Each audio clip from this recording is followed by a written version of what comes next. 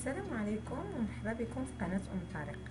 ضمن التحضيرات ديال شهر رمضان الكريم، الوصفه ديال اليوم غادي تكون سلو او السفوف. المقادير غادي يكونوا مكتوبين تحت الفيديو في علبه المعلومات، ونبداو على بركه الله طريقه التحضير.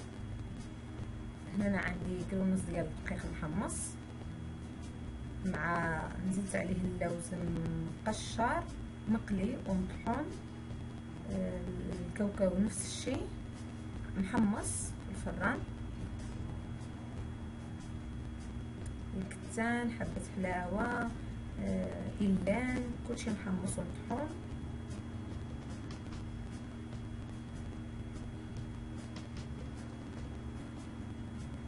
كنعمل حبة حلاوة النافع،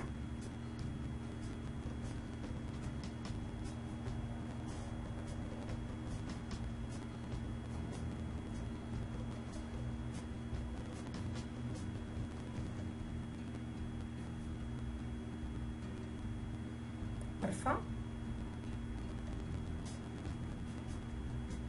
والسكر، سكر كباس. غادي نحك عليها جوزة صغيرة،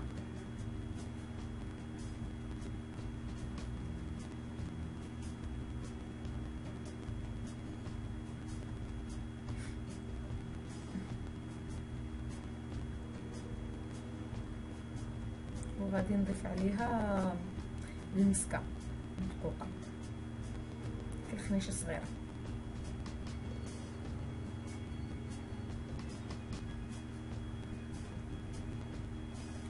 غنجمعو هادشي بمعلقه صغيره ديال السمن والزبده مدوبين مع بعضياتهم والزهر، ونخلط مزيان.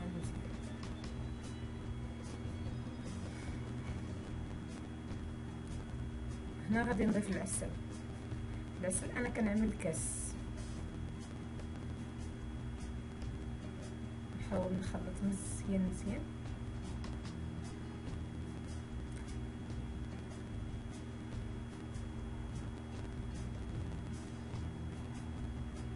كما كتشوفوا. نورمالمون كندوزو في الماكينه تدويزه خفيفه غير باش كيتخلط وباش كيترخى شويه كيرجع ليه مرمل. اللي كيعجبو سلو يكون شويه مجموعه اكثر يزيد له شويه ديال العسل. ما كنزيدلوش انا العسل لان غيخرج حلو بزاف، وما نزيدلوش الزبده كثر لان غيخرج شويه غراف. كيعجبني مرمل. كما كتشوفوا انا هنا كندوزو في الماكينه تدويزه خفيفه. كله تبارك الله على طريق كيعاون.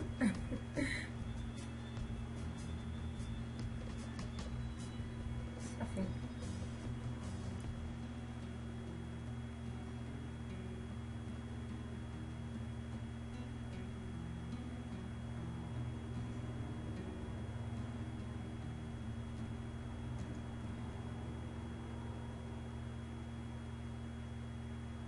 ملي كنطحنو صافي كنزوقو، كنزيد عليه شويه ديال الجنجلان محمص وشويه ديال اللوز مقشر ونقلي.